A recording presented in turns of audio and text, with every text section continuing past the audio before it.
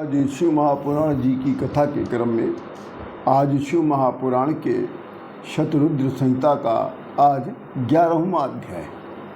इस अध्याय का नाम है महादेव की आज्ञा से वीरभद्र का नृसिंह के अभिमान को नष्ट करना।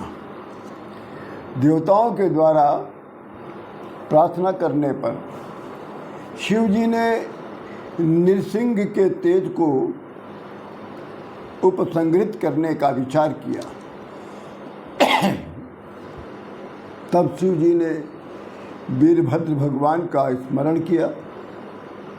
शिव जी के स्मरण करते ही हंसते हुए वीरभद्र भगवान आ जाते हैं और कहते हैं कि हे देव, आपने किस कारण से मुझे स्मरण किया है। स्वामी मेरे ऊपर प्रसन्न होकर मुझे आज्ञा प्रदान करें। तब शिव जी कहते हैं कि हे वीरभद्र, इस समय नृसिंह की क्रोधाग्नि से अकस्मात सारा संसार जल रहा है, जिससे देवताओं में भय उत्पन्न हो गया है। तुम इस नृसिंह की क्रोधाग्नि को शांत करो।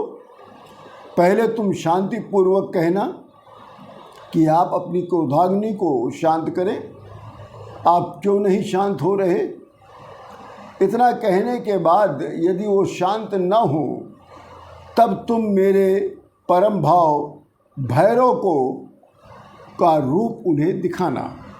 तुम सीधे के लिए सीधे हो, बलवान के लिए बलवान हो और टेढ़े के लिए टेढ़े हो और शांत के लिए शांत हो। यही मेरी आज्ञा है।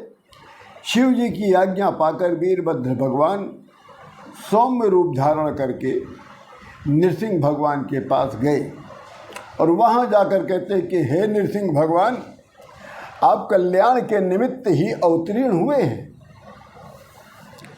पूर्व काल में जब प्रलय हुआ था, तब आपने मत्स्य रूप धारण करके प्राणियों की रक्षा की थी। इसी प्रकार आपने कर्म स्वरूप वराह अवतार द्वारा पृथ्वी का उद्धार किया था और इस समय भी आप नृसिंह अवतार लेकर हिरण्यकशिपु का वध करके इस जगत का संरक्षण किया है। इसी प्रकार वामना अवतार में तीनों लोकों को तीनों पगों में नापकर आपने बलि का बंधन किया था। आप ही प्राणियों की उत्पत्ति स्थान और अविनाशी प्रभु हो। जब जब संसार पर कष्ट पड़ता है, तब तब आप अवतार लेकर जगत के कष्ट को दूर करते हैं। हे हरे, आपसे बढ़कर आपके समान कोई शिव परायण नहीं है। आपके द्वारा ही वैदिक धर्म शुभ मार्ग में प्रतिष्ठित है। आपने इस अवतार में हिरण्यकशिपु को मारकर प्रहलाद की रक्षा की है। अतः अब आप अपने इस घोर नृसिंह रूप को मेरे सामने उपसंहृत कर दीजिए। वीरभद्र की यह नम्र वाणी सुनकर नृसिंह भगवान को क्रोध आ गया और कहते हैं कि हे वीरभद्र, तुम जहाँ से आए हो तुम वहीं चले जाओ। मुझसे हित की बातें मत करो। मैं अभी इस समय चराचर जगत को नष्ट कर दूंगा। मैं सबका संहार करने वाला हूँ। इस जगत में मेरा ही सर्वत्र शासन है। मेरे ऊपर किसी का कोई शासन नहीं। मैं स्वतंत्र हूँ। मेरे प्रसन्न होने पर ही सारा जगत प्रसन्न होता है। इस समय मैं तीनों लोगों के विनाश के लिए काल रूप में अवतीर्ण हुआ हूँ। हे वीरभद्र, मुझे मृत्यु का भी मृत्यु समझो। सारे देवगण मेरी कृपा से जीते हैं। नृसिंह भगवान के इस प्रकार के कटु वचन सुनकर वीरभद्र भगवान को अति क्रोध आ गया और तब भी हंसते हुए कहते हैं कि क्या तुम पिनाकधारी शिव को नहीं जानते,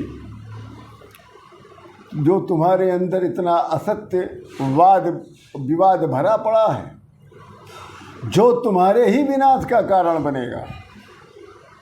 ऐसा कौन सा दोष तुम में आ गया है नृसिंह, जिससे तुम इस प्रकार से बातें कर रहे हो? संसार के संहार में दक्ष होने के कारण कहीं ऐसा ना हो कि इसकी दक्षिणा तुम्हें अभी मिल जाए। अरे तुम प्रगति हो तो रुद्र ने तुम्ही में अपना वीर का आह्वान किया है, इसीलिए तुम नाभि पंकज से 5 मुख वाले ब्रह्मा को उत्पन्न किए हुए। हे विष्णु, मैं भैरव रूपधारी देवाधिदेव शिव जी का भूषण हूँ। मैं उन्हीं शिव जी के द्वारा तुम्हारे संहार के लिए विनय और बल दोनों के रूप में मुझे नियुक्त किया गया है। यदि तुम शांतपूर्वक मान जाते हो तो ठीक है, नहीं तो मैं बल का भी प्रयोग करूंगा। मुझे दोनों का अधिकार प्राप्त है। तुम शिव जी की शक्ति की कला मात्र से एक राक्षस का वध करके उसके अहंकार में भरकर ऐसी निरंकुश गर्जना कर रहे हो। साधुओं के विष्णु, साधुओं के साथ किया गया उपकार सुख का कारण बनता है और असाधुओं के साथ किया गया उपकार हानिकारक हो जाता है। अतः हे नृसिंह, तुम इस जगत के सृष्टा भरता संघर्ता कुछ भी नहीं हो। तुम किसी भी प्रकार से तुम स्वतंत्र नहीं हो। तुम शिव की कृपा से अवतार धारण करते हो। हे विष्णु, तुम जिस सुदर्शन चक्र के द्वारा अपना पुरुषार्थ प्रकट करते हो, वो सुदर्शन चक्र शिव जी ने ही तुम्हें दिया था। हे नृसिंह, अब तुम स्वयं अपनी ज्वाला को उपसंहरित करते हो, नहीं तो मेरे भैरव स्वरूप शिव जी के प्रचंड क्रोध तुम पर ही पड़ेगा। ये निश्चित करना आपके ऊपर निर्भर करता है। इसी के साथ शिव महापुराण जी के शतरुद्र संहिता का ये 11वां अध्याय पूर्ण होता है। आप सभी लोगों को राम राम।